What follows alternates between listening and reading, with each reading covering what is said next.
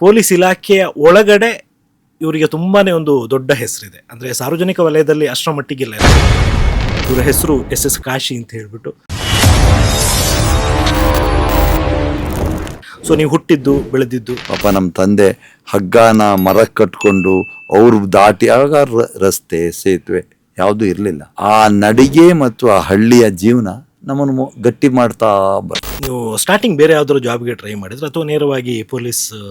ಆ ದಿನ ಪೊಲೀಸರು ಹೆದರಿಸಿದ್ದಿತ್ತಲ್ಲ, ಅವ್ರ ಕಾಲ್ ಜಪ್ಪಿ ಹೆದರಿಸಿದ್ರು. ಈ ಹುದ್ದೆ ಅಷ್ಟು ಚೆನ್ನಾಗಿದೆಯಾ ಅನಿಸಿತ್ತು. ಆ 1 ವರ್ಷದ ಟ್ರೈನಿಂಗ್ ನಮಗೆ 30 ವರ್ಷ ಇಲಾಖೆಯಲ್ಲಿ ಬದುಕಿ ಬಾಳ್ಲಿಕ್ಕೆ ಅವಕಾಶ.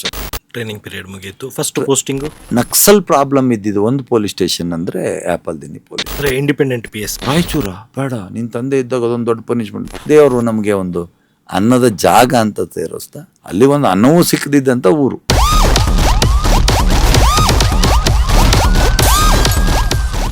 ಅನ್ಸ್ಪೋಕನ್ ಟ್ರೂತ್ಸ್ ವಿಶೇಷ ಕಾರ್ಯಕ್ರಮಕ್ಕೆ ಸ್ವಾಗತ. ನಾನು ಸುನಿಲ್ ಧರ್ಮಸ್ಥಳ. ಇವತ್ತಿನ ನಮ್ಮ ಅತಿಥಿ ತುಂಬ ವಿಶೇಷವಾದಂಥ ಒಬ್ಬರು ಹಿರಿಯ ಪೊಲೀಸ್ ಅಧಿಕಾರಿ. ಇವರು 2 ತಿಂಗಳ ಹಿಂದೆ ಅಷ್ಟೇ ಪೊಲೀಸ್ ಇಲಾಖೆಯಿಂದ ನಿವೃತ್ತರಾಗಿದ್ದಾರೆ. DCREಯಲ್ಲಿ SP ಆಗಿ ಕರ್ತವ್ಯವನ್ನು ನಿರ್ವಹಿಸ್ತಾ ಇದ್ದರು. ಇದೀಗ ನಿವೃತ್ತರಾಗಿ ತಮ್ಮ ಒಂದು ಸ್ವಂತ ಓಡಾಟದಲ್ಲಿ ತೊಡಕೊಂಡಿರುವಂಥದ್ದು. ಇವರ ವಿಶೇಷತೆ ಏನು ಅಂತ ಹೇಳಿದರೆ, ಪೊಲೀಸ್ ಇಲಾಖೆಯ ಒಳಗಡೆ ಇವರಿಗೆ ತುಂಬಾ ಒಂದು ದೊಡ್ಡ ಹೆಸರಿದೆ. ಅಂದರೆ ಸಾರ್ವಜನಿಕ ವಲಯದಲ್ಲಿ ಅಷ್ಟರ ಮಟ್ಟಿಗಿಲ್ಲ. ಯಾಕೆಂದರೆ ಇವರು ಯಾವತ್ತೂ ಕೂಡ ಮಾಧ್ಯಮಗಳ ಮುಂದೆ ಹೋಗೋದಾಗಲಿ ಅಥವಾ ಮಾಧ್ಯಮದ ಜೊತೆ ಮಾತಾಡೋದಾಗಲಿ ತುಂಬ ಕಡಿಮೆ. ಆದರೆ ಇಲಾಖೆ ಒಳಗಡೆ ಇವ್ರ ಬಗ್ಗೆ ತುಂಬಾ ಗೊತ್ತು. ಇವರ ಹೆಸರು SS ಕಾಶಿ ಅಂತ ಹೇಳ್ಬಿಟ್ಟು. ಸರ್, ಕಾರ್ಯಕ್ರಮಕ್ಕೆ ಸ್ವಾಗತ. ಥ್ಯಾಂಕ್ ಯು, ನಮಸ್ತೆ. ಎಸ್. ಸೊ ನಿಮ್ಮ ಲೈಫ್ ಜರ್ನಿ ಶುರುವಾಗಿದ್ದು ನಿಮ್ಮ ಚೈಲ್ಡ್ಹುಡ್ ಡೇಸು, ಇದೆಲ್ಲದರಿಂದ ನಾನು ಸ್ಟಾರ್ಟ್ ಮಾಡ್ತಾ ಹೋಗ್ತೀನಿ. ಸೊ ನೀವು ಹುಟ್ಟಿದ್ದು ಬೆಳೆದಿದ್ದು ಹೇಗಿತ್ತು? ನಾವು ಹಳ್ಳಿಯವರು, ತೀರ್ಥಹಳ್ಳಿ ಅಂತ, ಅಲ್ಲಿ ಒಂದು ಹಿಲಿಕೇರಿ ಅಂತ ಊರು. ನಮ್ಮ ಊರಿಂದ ಟಾರ್ ರೋಡಿಗೆ 1 ಕಿಲೋಮೀಟ್ರ್ ದೂರ ಇತ್ತು. ಅದಕ್ಕಿಂತ ಮೊದಲು 1ನೇ 2ನೇ ಕ್ಲಾಸನ್ನು ನಮ್ಗೆ ಆ ರೋಡಿಲ್ಲ ಅಂತೇಳಿ ಒಂದು ಹಳ್ಳ ಸ್ಕೂಲಿಗೆ ದಾಟಕ್ಕಾಗಲ್ಲ ಅಂತ ನಮ್ಮ ತಂದೆ ನಮ್ಮನ್ನು ಕಾನ್ವೆಂಟಲ್ಲಿ ಬಿಟ್ಟರು. 3ನೇ ಕ್ಲಾಸಿಂದ ಮತ್ತೆ ನಾವು ವಾಪಸ್ ಹಳ್ಳಿಗೆ ಬಂದು ದೇವಂಗಿ ಅಂತ ಒಂದು 4 ಕಿಲೋಮೀಟ್ರ್ ಆಗ್ತದೆ, ಅಲ್ಲಿಂದ ನಡ್ಕೊಂಡು ಹೋಗಿ ಬರ್ತಿದ್ವಿ. ಹೇಗಿತ್ತು ಅಂದರೆ, ಮಳೆಗಾಲದಲ್ಲಿ ಹೋಗುವಾಗ ಜಾಸ್ತಿ ಮಳೆ ಬಂದರೆ ಸ್ಕೂಲಿಗೆ ಹೋಗ್ತಿರ್ಲಿಲ್ಲ. ಆ ಕಡೆಯಿಂದ ಬರುವಾಗ ಮಳೆ ಬಂದರೆ ಅಥವಾ ಮಳೆ ಜಾಸ್ತಿ ಅಂತ ರಜಾ ಕೊಟ್ಟರೆ ಹಳ್ಳದ ಆಚೆಲಿ ಕಾಯ್ತಾ ಕೂತಿರ್ಬೇಕಿತ್ತು, ಎಷ್ಟೊತ್ತಿಗೆ ಹಳ್ಳ ಇಳೀತದೆ ಆಮೇಲೆ ಒಳಗೆ ಬರೋಕ್ಕೆ ಅಂತ. ಪಾಪ ನಮ್ಮ ತಂದೆ ಹಗ್ಗನ ಮರಕ್ಕೆ ಕಟ್ಕೊಂಡು ಅವ್ರು ದಾಟಿ ಆಗ ರಸ್ತೆ ಸೇತುವೆ ಯಾವುದೂ ಇರಲಿಲ್ಲ. ಸೇತುವೆ ಸಾರ ಅಂತಿರ್ತಿದ್ದು, ಜಾಸ್ತಿ ಮಳೆ ಬಂದರೆ ಅವು ತೇಲ್ ಹೋಗಿರೋವು. ಕೆಲವು ಅಡಿಕೆ ಮರದ ಹಾಕ್ತಿದ್ದು, ಅದು ಕೂಡ ತೇಲ್ ಹೋಗೋವು. ನಮಗೆ ಹಗ್ಗ ಕಟ್ಕೊಂಡು ಅವ್ರು ಒಂದು ಕೈಲಿ ಇಟ್ಕೊಂಡು ನಮ್ಮನ್ನು ದಾಟಿಸಿದ ನೆನಪುಗಳಿದ್ದಾವೆ. ಸಂಜೆ 6 ಗಂಟೆ 7 ಗಂಟೆ ಆ ಚಳಿನಲ್ಲಿ ಬರ್ತಿದ್ವಿ. ಬಟ್ಟು ಆ ನಡಿಗೆ ಮತ್ತು ಆ ಹಳ್ಳಿಯ ಜೀವನ ನಮ್ಮನ್ನು ಗಟ್ಟಿ ಮಾಡ್ತಾ ಬರ್ತದೆ. ಯಾವುದನ್ನಾರು ಫೇಸ್ ಮಾಡೋಕ್ಕೆ, ಅಂದರೆ ಪ್ರಕೃತಿಯಲ್ಲಿ ಆಗುವ ಇಂಥ ಸಡನ್ನ ಇದನ್ನು ಫೇಸ್ ಮಾಡ್ತಾ ಬಂದಾಗ ಮೋಸ್ಟ್ ಪ್ರಾಬಲಿ ನಮ್ಮ ತಂದೆ ತಾಯಿ ಹಳ್ಳಿ ಜನ ಅಲ್ವಾ ನಾವು. ಹಳ್ಳಿಲಿ ನಮ್ಮನ್ನು, ಈಗ ನಮ್ಮ ಮಕ್ಕಳನ್ನೆಲ್ಲ 1 ಕಿಲೋಮೀಟ್ರ್ ಒಟ್ಟಿಗೆ ಒಬ್ಬರನ್ನೇ ಕಳಿಸಲ್ಲ ನಾವು. ಆಗ ನಾವು 3 ಕಿಲೋಮೀಟ್ರ್ 4 ಕಿಲೋಮೀಟ್ರ್ 5ನೇ ಕ್ಲಾಸ್ 3ನೇ ಕ್ಲಾಸಿಂದ ಹೋಗಿ ಬರ್ತಿದ್ವಿ. ಯಾರಿಗೂ ಹೆದರಿಕೆ ಇರಲಿಲ್ಲ. ಹಳ್ಳಿ ಕೂಡ ಶಾಂತವಾಗಿತ್ತು. ಅಂಥ ಹಳ್ಳಿಲಿ ಬೆಳೆದವರು. ಆ ನಂತರ ಗಡಿಕಲ್ಲಲ್ಲಿ 7ನೇ ಕ್ಲಾಸ್ ಆಯಿತು. ಆಮೇಲೆ ಅಲ್ಲೇ 7ನೇ ಕ್ಲಾಸ್ ದೇವಂಗಿಲಿ ಮುಗೀತು. ಗಡಿಕಲ್ಲಲ್ಲಿ SLCವರೆಗೆ ಮುಗಿಸಿ PUCಯಿಂದ ಡಿಗ್ರಿವರೆಗೆ ತೀರ್ಥಹಳ್ಳಿ ತುಂಗಾ ಕಾಲೇಜಲ್ಲಿ ಮಾಡಿದ್ವಿ. ಆಮೇಲೆ ಮಾಸ್ಟರ್ ಡಿಗ್ರಿ ಕುವೆಂಪು ಯೂನಿವರ್ಸಿಟಿಯಲ್ಲಿ ಮಾಡಿ. ಸೊ ಇದರ ಮಧ್ಯೆ ನೀವು ಸ್ಟಾರ್ಟಿಂಗ್ ಬೇರೆ ಯಾವ್ದಾದ್ರು ಜಾಬ್ಗೆ ಟ್ರೈ ಮಾಡಿದ್ರೆ ಅಥವಾ ನೇರವಾಗಿ ಪೊಲೀಸ್ ಎಕ್ಸಾಮ್ ಏನಾದರೂ ಬರ್ತಿದ್ರೆ? ಸೊ ನಾವು ಸ್ವಲ್ಪ ಮೊದಲಿಂದನೂ ಭಾರಿ ನೋಡೋಕೆ ಒಳ್ಳೆ ಹುಡುಗರೆ. ಕಾಲೇಜಲ್ಲಿ ಸ್ವಲ್ಪ ಅಗ್ರೆಸಿವ್, ಸಣ್ಣ ಪುಟ್ಟ ಗಲಾಟೆ, ಯಾರು ತಪ್ಪು ಮಾಡಿದ್ರೆ ಅವಾಗನೇ ಪ್ರಶ್ನೆ ಮಾಡೋದು, ಇವೆಲ್ಲ ಇತ್ತು. ನಾವು ಕಾಲೇಜಲ್ಲಿ ಒಂದಷ್ಟು ಹುಡುಗರು ಗ್ಯಾಂಗ್ ಇರ್ತದಲ್ಲ, ಯೂನಿಯನ್ನು, ಸಂಘ ಸಂಸ್ಥೆ ಅಂತ. ನಾನು ಸೈನ್ಸ್ ಕ್ಲಬ್ಬು ಸೆಕ್ರೆಟ್ರಿ ಆಗಿದ್ದೆ. ನಾನು ಸೈನ್ಸ್ BSc ಸೈನ್ಸ್ ಸೆಕೆಂಡ್ ಇದರಲ್ಲಿ ಜಾಯಿಂಟ್ ಸೆಕ್ರೆಟ್ರಿ ಆಗಿದ್ದೆ ಸೆಕೆಂಡ್ BScನಲ್ಲಿ. ನಾನು ಕಾಲೇಜಿಗೆ ಹೋಗೋಷ್ಟೊತ್ತಿಗೆ ಒಂದು ಬಸ್ನವನು ನಿಲ್ಲಿಸಲಿಲ್ಲ. ನಮಗೆ ಲೇಟ್ ಆಯಿತು ಅಂತ. ನೆಕ್ಸ್ಟ್ ಡೇ ಕಾಲೇಜ್ ಹೋಗಿದ್ದು, ಯಾಕೆ ನಿನ್ನೆ ನಿಲ್ಲಿಸಲಿಲ್ಲ ಅಂತ ಬಸ್ನವನ ಹತ್ರ ಜಗಳ ಮಾಡಿದ್ವಿ. ನಮ್ಗೆ ಅವಾಗ ಹುಡುಗಿಯಾಟಿಗೆ ಗೊತ್ತಿಲ್ಲ ಜಗಳ ಯಾವ ಮಟ್ಟಕ್ಕೆ ಹೋಗುತ್ತೆ ಅಂತ. ಆ ನಂತರ ಅವನು ಹೋಗಿ ಪೊಲೀಸ್ ಕಂಪ್ಲೇಂಟ್ ಕೊಟ್ಬಿಟ್ಟ.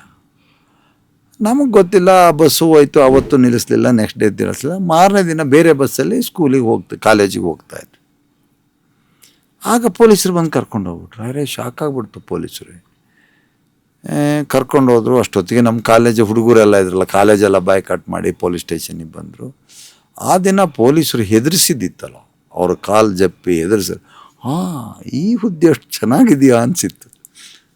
ನೋಡಿ ಚಂದ ಕಂಡಿದ್ದು ಬಿಟ್ಟರೆ ಒಳಗೋದ್ಮೇಲೆ ಏನು ಕಷ್ಟ ಅಂತ ಒಳಗೆ ಹೋದ್ಮೇಲೆ ಗೊತ್ತಾಯಿತು. ಅವತ್ತು ಆದರೆ ಸಬ್ ಇನ್ಸ್ಪೆಕ್ಟರ್ ಆಗಬೇಕು ಅಂತ ಅದು ಒಂದು ಮನಸ್ಸಲ್ಲಿ ಇತ್ತು. ಆಮೇಲೆ MSc ಆಯಿತು, ಲೆಕ್ಚರ್ ಕೆಲಸ ಅಲ್ಲಿ ಟೆಂಪ್ರವರಿ ಸಿಕ್ತು, ಜಾಬ್ ಆವಾಗ ಸಿಗ್ತಾ ಇರಲಿಲ್ಲ. ನಮಗೂ ಪೊಲೀಸ್ ಕಾಲ್ಫರ್ ಮಾಡಿದು, ಹಾಕಿದ್ವಿ. ಅದೃಷ್ಟವಶಾತ್ ಕೆಲಸ ಸಿಕ್ತು. ಅದೃಷ್ಟವಶಾತ್ ಅಂದರೆ ಯಾವುದು ಲಂಚ, ಇದು ಇನ್ಫ್ಲುಯೆನ್ಸು ಆ ಥರದ್ದು ಯಾವುದೂ ಇರಲಿಲ್ಲ ನಮಗೆ. ಹಣ ಕೊಡಲಿಕ್ಕೂ ಇಲ್ಲ ಅಥವಾ ಇನ್ಫ್ಲುಯೆನ್ಸ್ ಮಾಡಲಿಕ್ಕೂ ಇಲ್ಲ. ಆದರೂ ದೇವರು ನಮಗೆ ಒಂದು ಅನ್ನದ ಜಾಗ ಅಂತ ಸೇರಿಸ್ತಾ, ಹಾಗಾಗಿ ನಾವು ಅಂದರೆ PSCಲಿ ಓದುವಾಗ ಒಂದು ಸರಿ ಆದರೆ ಪೊಲೀಸ್ ಸಬ್ ಇನ್ಸ್ಪೆಕ್ಟರ್ ಆಗಬೇಕು ಅಂತ ಮನಸ್ಸಲ್ಲಿ ಬಂದಿತ್ತು. ಬಿಟ್ಟರೆ ಆಮೇಲೆ ಸಿಕ್ಕಿದ ಜಾಬು ಅಂತ. ಅದಕ್ಕಿಂತ ಮೊದಲು ಕಾಲೇಜ್ ನಾನು MSc ಕೆಮಿಸ್ಟ್ರಿ ಟೆಂಪ್ರವರಿಯಾಗಿ, ಯಾಕಂದರೆ ಪರ್ಮನೆಂಟ್ ಜಾಬ್ ಸಿಗ್ತಿರಲಿಲ್ಲ. ಟೆಂಪ್ರವರಿಗೆ ಪಾರ್ಟ್ ಟೈಮ್ ಲೆಕ್ಚರಿಂಗ್ ಮಾಡ್ತಾಯಿದ್ದೆ, ಶಿವಮೊಗ್ಗದಲ್ಲಿ ಮಾಡಿದ್ದೆ. ಆ ನಂತರ ಅದು ಭಾರಿ ಕಡಿಮೆ ಸಂಬಳ ಇತ್ತು, 600-800 ಕೊಡೋರು. ಇದು ಬೇಡ ಅಂತ ಜಮೀನು ಮಾಡೋಕ್ಕೆ ಅಂತ ವಾಪಸ್ ಊರಿಗೆ ಹೋದೆ. ಆ ಮೀನ್ ಟೈಮಲ್ಲಿ KS ಬರೆದಿದ್ದೆ, KS ಆಗಲಿಲ್ಲ, ಇದಾಯಿತು. ಹಾಗಾಗಿ ಪೊಲೀಸ್ ಸಬ್ ಇನ್ಸ್ಪೆಕ್ಟ್ರಾಗಿ 1996 ಮೈಸೂರು ಪೊಲೀಸ್ ಅಕಾಡೆಮಿಗೆ ಜಾಯ್ನ್ ಆದ. ಟ್ರೈನಿಂಗ್ ಪೀರಿಯಡ್ ಮುಗಿಯಿತು. First posting? ಟ್ರೈನಿಂಗು ನಮಗೆ ಅತ್ಯುತ್ತಮವಾದ ಟ್ರೈನಿಂಗು ಸುರೇಶ್ ಬಾಬು ಅಂತ ನಮ್ಮ ಡೈರೆಕ್ಟ್ರ್ ಇದ್ದರು. ಅವರು ಇವತ್ತು ಅವ್ರು ತೀರಿ ಸ್ವರ್ಗದಲ್ಲಿದ್ದಾರೆ.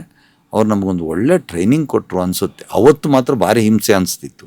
ಆ ಸ್ಟ್ರಿಕ್ಟು, ಆ ಡಿಸಿಪ್ಲೀನು ಇವೆಲ್ಲ ಆವತ್ತು ಭಾರಿ ಹಿಂಸೆ ಅನಿಸ್ತಾ ಇದ್ರೂ ಆ 1 ವರ್ಷದ ಟ್ರೈನಿಂಗ್ ನಮಗೆ 30 ವರ್ಷ ಇಲಾಖೆಯಲ್ಲಿ ಬದುಕಿ ಬಾಳಲಿಕ್ಕೆ ಅವಕಾಶ ಕೊಡ್ತು. ಭಾರಿ ಚೆಂದಾಗಿ ಲಾ ಹೇಳ್ಕೊಡೋರು, ಟೆಸ್ಟ್ ಮಾಡೋರು, ಇದನ್ನೆಲ್ಲ ನೋಡಿ ನಮಗೆ ಸ್ವಲ್ಪ ಗಟ್ಟಿಯಾದು ಲಾದಲ್ಲಿ. ಮತ್ತು ಅಲ್ಲೂ ಕ್ವಶನ್ ಮಾಡ್ತಾಯಿದ್ವಿ ಆಗಾಗ. ಈ ಕ್ವಶನ್ ಮಾಡಿದ್ರೆ ಪೊಲೀಸ್ ಇಲಾಖೆಯಲ್ಲಿ ಸ್ವಲ್ಪ ಅವರಿಗೆ ಅಸಮಾಧಾನ ಆಗ್ಬೋದು. ಬಟ್ ಅವರು ನಮ್ಮನ್ನು ಚೆನ್ನಾಗಿದ್ರು. ಫಸ್ಟ್ ಪೋಸ್ಟಿಂಗು ಸಡನ್ನಾಗಿ ನಾವು ಮಲೆನಾಡಿನವರು, ತಂಪು ಪ್ರದೇಶದವರು, ರಾಯಚೂರಿಗೆ ಹಾಕಿಬಿಟ್ರು. ರಾಯಚೂರಲ್ಲಿ ನಾವು ಚಿಕ್ಕಲ್ಲಿ ಒಂದು ಪದ ಕೇಳ್ತಿದ್ದು, ತಪ್ಪು ಮಾಡಿದ್ರೆ ಅವನಿಗೆ ರಾಯಚೂರು ಗುಲ್ಬರ್ಗಕ್ಕೆ ಟ್ರಾನ್ಸ್ಫರ್ ಮಾಡಬೇಕು ಅಂತ. ಅದೊಂದು ಪನಿಷ್ಮೆಂಟ್ ಟ್ರಾನ್ಸ್ಫರ್ ಥರ. ರಾಯಚೂರಿಗೆ ಆಗಿದೆ ಅಂದಾಗ ನಮ್ಮ ತಾಯಿ ಒಂದು ಮಾತು ಹೇಳಿದ್ರು, ನೋ ಕೆಲಸ ಬೇಡ ರಾಯಚೂರು ಅಂದರೆ. ನಮ್ಮ ತಂದೆ ಯಾವಾಗಲೂ ಹೇಳೋರಲ್ಲ. ಈ ಮೀನ್ ಟೈಮ್ ನಾನು ಟ್ರೈನಿಂಗಲ್ಲಿದ್ದಾಗ ನಮ್ಮ ತಂದೆ ತೀರೋದ್ರು.